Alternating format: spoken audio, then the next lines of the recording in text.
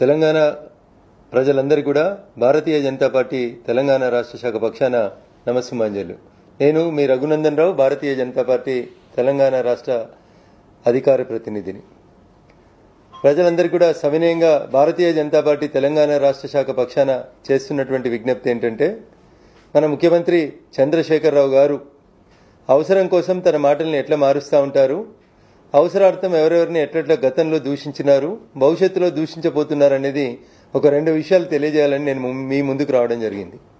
2014 తెలంగాణ తొలి అసెంబ్లీ ఎన్నికలు మరియు పార్లమెంట్ ఎన్నికల సందర్భంగా నాడు ప్రధానమంత్రి అభ్యర్థిగా భారతీయ జనతా పార్టీ నుంచి డిక్లేర్ చేయబడినటువంటి నరేంద్ర మోడీ గారిని ఉద్దేశించి చంద్రశేఖరరావు గారు వివిధ సందర్భాల్లో మాట్లాడినటువంటి మాటలను ఒకసారి వినండి. వెంకయ్య నాయుడు నరేంద్ర మోడీ కలిసి పన్నిన కుప్ప ఏంటంటే మీ కళ్ళ ముందు జరగలేదు. 30 నాడు ఇక్కడ పోలింగ్ కాగానే 30 సాయంత్రం మొదలు పెడతారో మరి 31 మొదలు పెడతారో, ఫస్ట్ నాడు మొదలు పెడతారో కానీ ఖచ్చితంగా వీళ్ళిద్దరు చేసిన కుట్ర, నరేంద్ర మోడీ గారు చేసిన కుట్ర ఏంటంటే హైదరాబాద్ ను యూపీఏ యూనియన్ టెరిటరీ చేసేందుకు ప్రకటించడానికి సిద్ధంగా ఉన్నారు. దాని ప్రవాసనం నాకు చూసి ఈయన ఎన్నికలు కాగానే ఆంధ్రాలో పోయి మన హైదరాబాద్ యూనియన్ టెరిటరీ చేసి మనకు దక్కకుండా చేసే కుట్ర జరుగుతూ ఉంది. కాబట్టి నరేంద్ర మోడీ మన శత్రువు, తెలంగాణ శత్రువు. 2014 ఎన్నికల పీక్ సమయం వచ్చేసరికి నరేంద్ర మోడీ గారిని ఆయన విమర్శించినటువంటి మాటలు, ఆయన అన్ని మాటలు ఈ దేశంలో ఎవరు అనలేదనేది తెలంగాణ సమాజానికి గుర్తుండాలి. ఆ రోజు కూడా జనాల సెంటిమెంట్ ని చంద్రశేఖరరావు గారు ఎట్లా రెచ్చగొట్టినారంటే, కేంద్రంలో నరేంద్ర మోడీ ప్రధానమంత్రి అయితే హైదరాబాద్ ను యూనియన్ టెరిటరీ చేస్తారు, కేంద్ర పాలిత ప్రాంతంగా చేస్తారు, హైదరాబాద్ లో ఆంధ్రులకు హక్కులు ఇస్తారు అని తెలంగాణ సమాజాన్ని అంతా కూడా రెచ్చగొట్టి ఓట్లు వేయించుకున్నారు చంద్రశేఖరరావు గారు. దయించి మీరు విఘ్నులైనటువంటి ప్రజలందరికీ నేను చేసేటువంటి విజ్ఞప్తి ఒకటే, నరేంద్ర మోడీ గారు ప్రధానమంత్రి అయిన 5 సంవత్సరాల్లో తెలంగాణ రాష్ట్ర అభివృద్ధి కోసం నరేంద్ర మోడీ గారు ఎన్ని నిధులు ఇచ్చినారు, ఎన్ని ప్రాజెక్టులను క్లియర్ చేసినారు, ఏ సందర్భంలో ముఖ్యమంత్రి చంద్రశేఖరరావు గారు వారిని ఏ రకంగా పొగిడినరో మీకు చిన్న చిన్న వీడియోస్ ద్వారా త్వరలోనే షేర్ చేయాలని అనుకుంటున్నాం. ఉదాహరణకి చంద్రశేఖరరావు గారు కేంద్రంలో యూపీఏ ప్రభుత్వంలో మంత్రిగా ఉన్నప్పుడు తూప్రాన్ దగ్గర ఉన్న మనోహరాబాద్ దగ్గర నుంచి పెద్దపల్లి రైల్వే లైన్ కి నాటి రైల్వే శాఖ మంత్రి లాలూ ప్రసాద్ యాదవ్ 350 కోట్ల రూపాయలు మంజూరు చేసినట్టు ప్రకటిస్తే 2005 నుంచి 2015 వరకు నరేంద్ర మోడీ గారు గజ్వేల్ వచ్చే వరకు తట్టెడు మనుదియాల రైల్వే ప్రాజెక్టుకి, ముఖ్యంగా మెదక్ జిల్లా ప్రజల యొక్క ఆకాంక్ష అయినటువంటి రైల్వే లైన్ తూప్రాన్ మనోహరాబాద్ దగ్గర నుంచి పెద్దపల్లికి నేడు నరేంద్ర మోడీ గారు ప్రధానమంత్రి అయిన తర్వాత గజ్వేల్ విజిట్ చేసి వెళ్లిన తర్వాత ఇప్పటి వరకు సుమారు 900 కోట్ల రూపాయలు ఇచ్చి గజ్వేల్, దుబ్బాక, సిద్దిపేట, వేములవాడ, సిరిసిల్ల లాంటి నియోజకవర్గాలన్నీ కూడా ఇప్పటిదాకా రైలు చూడనటువంటి నియోజకవర్గాలన్నింటికీ రైలు ఇచ్చినటువంటి ఘనత నరేంద్ర మోడీ గారిది. పనులు ఇచ్చింది, పైసలు ఇచ్చింది కేంద్రం అయితే, మంచి జరిగితే నేను చేసినానని, చెడు జరిగితే కేంద్రం అని నెపం నెడుతూ చంద్రశేఖరరావు గారు బదనాం చేసేటువంటి రాజకీయాన్ని చేస్తా ఉన్నారు. విఘ్నులైన ప్రజలకు నేను చేసేటువంటి విజ్ఞప్తి ఒకటే, టీఆర్ఎస్ ఎంపీలు గెలిచి ఢిల్లీలో చేసేది ఏముండదు, మధ్యవర్తిత్వం, తెలంగాణ తెలుగులో చెప్పాలంటే దళారి పాత్ర మినహా ఇంకోటి కాదు. కాబట్టి సీదాగా మీరు వేసేటువంటి vote Bharatiya Janata party MP అభ్యర్థులను గెలిపిస్తే ఎట్లయితే ఢిల్లీ నుంచి గ్రామ పంచాయతీలకి నేరుగా నిధుల్ని తెచ్చి గ్రామ పంచాయతీల్ని స్ట్రెంథన్ చేసినమో, అట్లే తెలంగాణలో ఉన్నటువంటి అన్ని నియోజకవర్గాల్ని అభివృద్ధి చేయడానికి నరేంద్ర మోడీ గారి చేతుల్ని మనమందరం కలిసి బలోపేతం చేయాలని మీకు అందరికీ విజ్ఞప్తి చేస్తా ఉన్నాను.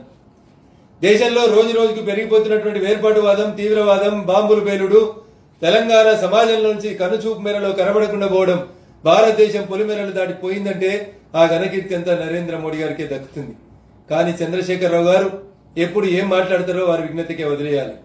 దామరచర్ల పవర్ ప్లాంట్ కి 15 రోజులలో అనుమతి ఇచ్చినటువంటి కేంద్ర ప్రభుత్వం తన 4 దశాబ్దాల్లో ఏ కేంద్ర ప్రభుత్వం లేదని, దానికి అనుమతి ఇచ్చినటువంటి పర్యావరణ శాఖ మంత్రి ప్రకాష్ జవదేకర్ గారితో పాటు ఈ దేశ ప్రధాని నరేంద్ర మోడీని నిండు శాసనసభ వేదికగా ముఖ్యమంత్రి గారు పొగిడిన మాట మనం మర్చిపోకంటే ముందే మళ్ళీ నరేంద్ర మోడీ గారి మీద దూషణల పర్వం మొదలు పెడతారు మన ముఖ్యమంత్రి గారు.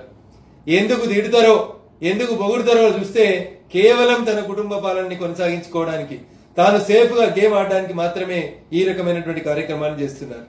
2018లో జరిగిన ముందస్తు ఎన్నికల్లో ప్రజలు గొప్ప మ్యాండేట్ ఇచ్చి గెలిపిస్తే అసలు ఈ రాష్ట్రంలో ప్రతిపక్షమే ఉండొద్దు, ఇతర పార్టీల గుర్తులు జెండాలు ఉండొద్దు, ప్రశ్నించేటువంటి గొంతులన్నింటినీ నొక్కేద్దాం, అది సొంత పార్టీ వాళ్ళైనా ఆఖరికి తన అల్లుడైనా రేపు ప్రశ్నిస్తాడనేటువంటి డౌట్ వస్తే ఎక్కడికక్కడ బొంద పెట్టడమే తన రాజనీతి అని చెప్పి కొడుకును పట్టాభిషేకం చేయడానికి చేస్తున్నటువంటి రాజకీయ క్రీనీడను తెలంగాణ ప్రజలందరూ కూడా గమనించాలని విజ్ఞప్తి చేస్తా ఉన్నారు. ఇప్పుడు తెలంగాణలో టీఆర్ఎస్ ద్వారా గెలిచిన వాళ్ళు 11, గుత్తా సుఖేందర్ రెడ్డి కాంగ్రెస్, శామకూర మల్లారెడ్డి తెలుగుదేశం, పొంగులేటి శ్రీనివాసరెడ్డి వైఎస్ఆర్సీపీతో కలుపుకుంటే 14 + 1 15 మంది ఎంపీలను కలుపుకొని 2014 నుంచి 2019 వరకు చంద్రశేఖరరావు గారు ఢిల్లీలో తిప్పింది చక్రమా బొంగురమా ఇంకేమన్నా ప్రజలు ఆలోచించాలి. ఇవాళ 14 + 1 తోటి సాధించింది ఏంది, రేపు 2 పెంచి 16 1 చేస్తే కొత్తగా సాధించబోయేది ఏంది? కాబట్టి విఘ్నులైన ప్రజలారా ఆలోచించండి. ఈ రాష్ట్రానికి ముఖ్యమంత్రిగా చంద్రశేఖరరావు గారు ఉండాలనుకున్నారు, వారి కోట్లేసి గెలిపించినారు. ఈ దేశానికి ప్రధానమంత్రిగా దయించి నరేంద్ర మోడీ గారిని గెలిపించండి. సబ్కా సాత్ సబ్కా వికాస్ నినాదంతో ఆ సేతు హిమాచలం కశ్మీర్ నుంచి కన్యాకుమారి దాకా ఈ దేశంలో ఉన్నటువంటి అన్ని రాష్ట్రాల ప్రజలు సస్యశ్యామలంగా ఉండాలి, ప్రజలు కంటి నిండా నిద్రపోవాలని ఈ దేశ ఖ్యాతిని ప్రపంచ చిత్రపటంలో విశ్వగురువుగా మలిచినటువంటి గౌరవనీయులు నరేంద్ర మోడీ గారి నాయకత్వాన్ని బలపరిచి భారతీయ జనతా పార్టీ ఎంపీ అభ్యర్థుల్ని తెలంగాణ నుంచి అత్యధిక సంఖ్యలో గెలిపించాలని నేను మీకు సవినయంగా విజ్ఞప్తి చేస్తా ఉన్నాను.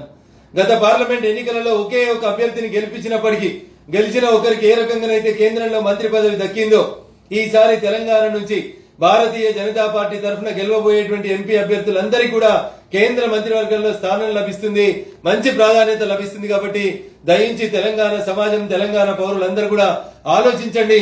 తెలంగాణ బాగు కోసం మేము అధికారంలో ఉండి ఈ ప్రాంతం నుంచి ప్రాతినిధ్యం లేకుండా మేము చేసినటువంటి కృషిని గుర్తించి దయించి భారతీయ జనతా పార్టీని కమలం గుర్తు మీద ఓటేసి గెలిపించాలని సవినయంగా విజ్ఞప్తి చేస్తూ సెలవు తీసుకుంటాం.